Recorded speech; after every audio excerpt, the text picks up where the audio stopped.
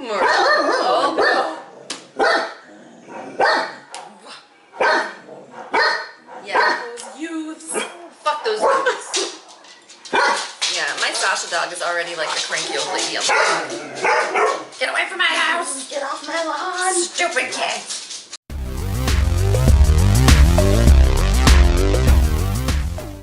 Hey, it's Sue. And Megan in the restricted section. Today we're doing the Jeff Goldblum book tag. Swoon.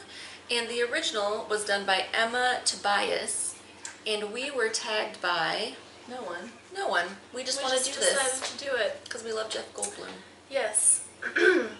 And we're drinking. We're finally drinking this beer that Tim Stinson sent us. It is Tweak. And it's Tweak, and the reason we hadn't drank it yet is because it is 16% alcohol by volume. And we're afraid that we're going to get turned. And so we had to wait for a night when we were okay with that. Yeah. So this is a stout with coffee added, aged in bourbon barrels. Sounds good. delicious. Smells So it's good. from Avery Brewing Company. Let's Try cheers. it.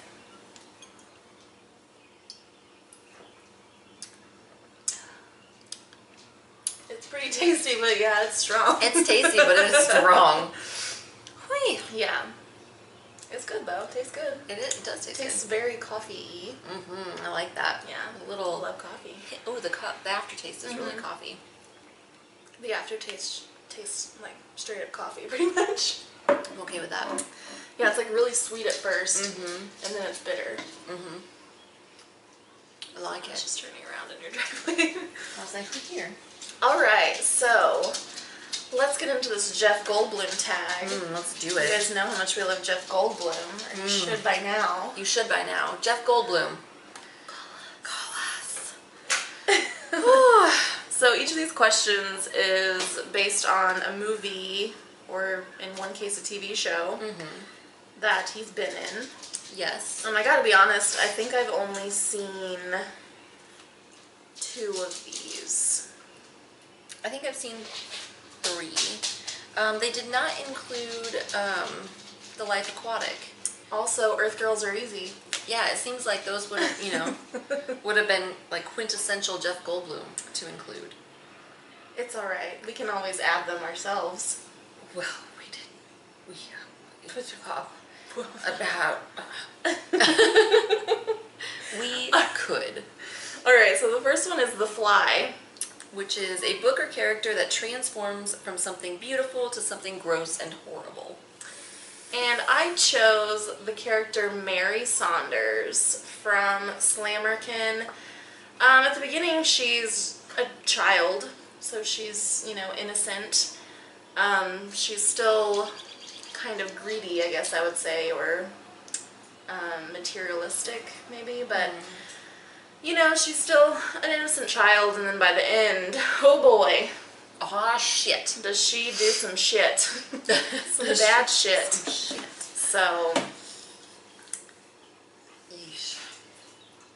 And I said The Lord of the Flies by William Golding, because these boys get marooned on this island, and at first they think it's going to be super fun, and they're going to have such a good time, and they're kind of excited because there's no grown-ups. And then things just go to fucking shit, real quick. Yeah, they're hunting little boys are dying. Things go to shit. shit. Shit. Alright, next is Jurassic Park. Which is a book that started out as a great time until things went south. And I said, So You've Been Publicly Shamed by John Ronson. Oh. Because that book was really good at the beginning. The subject was super interesting, so fascinating. I'm glad I read the book. But the end of the book just really lost me. I didn't care for his writing stile, was one thing that really bothered me. But I don't know, at the end I just felt like he kind of was all over the place, and I didn't really like the end of the book at all. But the first, at least half of the book was really good. Okay. And really interesting, but then it just kind of lost me. Shit. I took a different approach to that question. I chose Zone 1 by Colson Whitehead because at the beginning of the book, it appears that the zombie apocalypse is kind of under control and they're rebuilding civilization. But then at the end of the book, it turns out that nope. Nope. Nope. Next is 9 Months. Which is a secondary character who steals the show. And I chose Lady Chablis from Midnight in the Garden of Good and Evil by John Berendt, which I might be pronouncing his name incorrectly, because I heard someone else say it and they said like burnt or something. Burnt? I don't know. John something. But I don't know if there's really like a main character in the book, but Lady Chablis is not that prominently featured, but she was definitely memorable. Memorable. That's for sure. I like how memorable is one of those like things that you can use to describe someone that can either be like really good or like really bad. Like, well, True. that was memorable. Yeah. Or like, wow, that was a really memorable experience. True. I said what I always say for a question like this, which is Furman, from The Shadow of the Wind, which is the first book in the Cemetery of Forgotten Books series. As the series goes on, Furman becomes more prominent of a character, and you become like more invested in his story. And he's super charismatic and just a really cool secondary character. Next is Independence Day. A hot, smart character. And I said Ian Malcolm, as played by Jeff Goldblum. Oh, yeah, like who cares about the one in the book? Fuck that guy. So, Jeff Goldblum.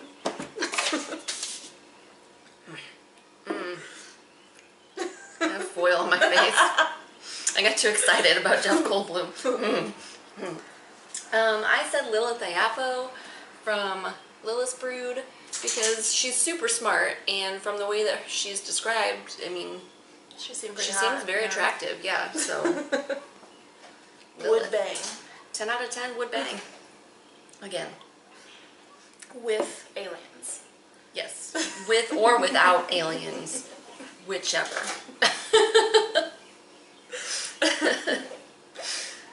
Next is Death Rumors, which isn't a movie. I guess there's been a lot of death rumors about Jeff Goldblum. No, Jeff Goldblum's immortal. So that's what that's referring to, I no, believe. he's immortal. Look at him. He's clearly aging backwards or something. Jesus That's Christ. ridiculous.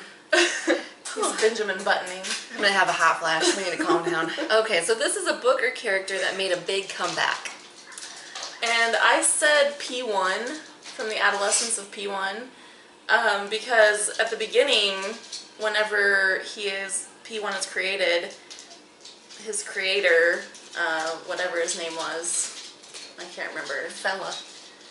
The guy who creates him doesn't think that anything's come of it, and but then P1 comes back and he's like, "Hey Dad, here I am. How about you help me take down the US government? Thanks." Shit. Shit. That's a kid I don't want to raise. Oof. I said 1984 by George Orwell because after the election, this book made a huge comeback and was on like the bestseller list, and I think you could download it for free at some point after the election. So yeah, people were recognizing some similarities. I didn't even think of it that way. Yeah. You could probably say The Handmaid's Tale as well. You probably could. Seems to have made a pretty big comeback lately. It's just Law and Order. A mediocre book.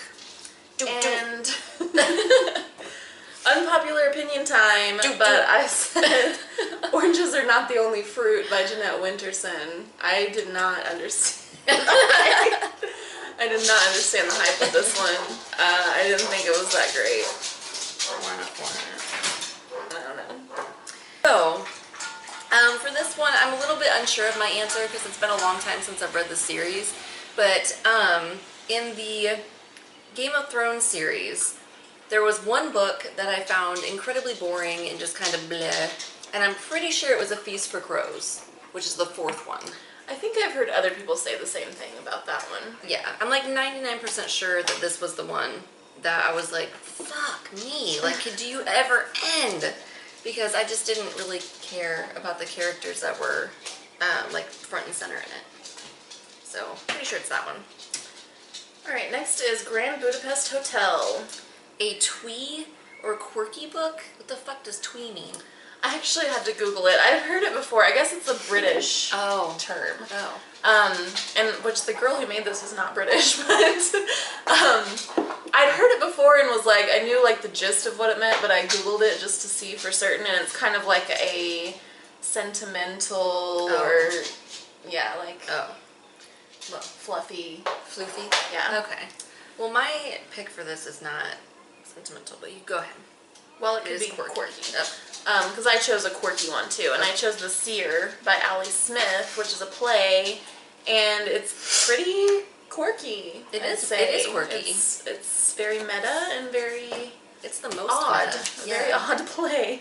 It was. So I liked it though. I chose a quirky one as well. I chose Day of the Oprychnik by Vladimir Sorokin, translated by Jamie Gambrell. This book is weird as fuck. It is weird as fuck. There's a lot of like stream of consciousness drug trips in it. Just happened to open one up to it right now. But yeah, there's a drug that they do where it's a little fish that swims inside of your veins and goes up to your brain and like makes you high, and it's apparently a really good trip. isn't that a thing in Hitchhiker's Guide to the Galaxy? A fish, but it makes you understand all languages? Yeah, it goes in your ear. Yeah. And you can understand everything. Yeah. So, probably like more useful, but maybe not as like, I mean, if you're seeking a high, probably not as effective. Like the language fish is more useful. Yeah. Yeah.